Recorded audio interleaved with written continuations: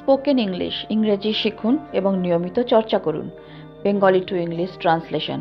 তো চলো আজকে শুরু করা যাক। You should be considered. তোমার বিবেচনা করা উচিত। কনসিডার্ড মানে বিবেচনা করা। Don't delay any more. আর দেরি করো না। ডিলে মানে দেরি। Are you happy to get it? তুমি কি এটা পেয়ে খুশি? It doesn't matter. এটা কোনো ব্যাপার না। I am on vacation now. আমি এখন ছুটিতে আছি। We know each other very well. আমরা একে অপরকে ভালো করে চিনি। Didn't you like this? তোমার কি এটা পছন্দ হয়নি? Not at all. একদমই নয়। I feel very lonely here. এখানে বড় একা একা মনে হয়। It will happen never. এটা আর কখনোই হবে না। You can go now. আপনি এখন যেতে পারেন। Do you like to travel? তুমি কি ভ্রমণ করতে পছন্দ করো? How long will you stay? তুমি কতদিন থাকবে? You are lucky. তুমি ভাগ্যবান। Can you tell me what happened? তুমি কি আমাকে বলতে পারো কি ঘটেছিল?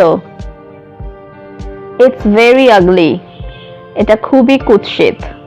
আগলি মানে কুৎসিত। Would you do me a favour please? তুমি কি আমার একটা উপকার করবে? ফেভার করা মানে উপকার করা। I am warning you. আমি তোমাকে সতর্ক করছি। He or she will go after me. সে আমার পরে যাবে। I have successfully completed your work. আমি তোমার কাজটি সফলভাবে শেষ করেছি। Keep up the good work. ভালো কাজটি চালিয়ে যাও। The consequences will not be good. এর পরিণতি ভালো হবে না। কনসিকুয়েন্স মানে হচ্ছে পরিণতি। I am not your enemy. আমি তোমার শত্রু নই। Has he bin informed? তাকে কি জানানো হয়েছে? He has just arrived. সে সবেমাত্র এসেছে।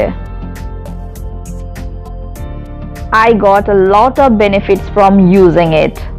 এটা ব্যবহার করে আমি অনেক উপকার পেয়েছি। I have survived for a little. আমি অল্পের জন্য বেঁচে গেছি। Never give up reading books. কখনো বই পড়া ছেড়ো না। Why are you like that? তুমি এমন কেন? I am having fun. আমি মজা পাচ্ছি।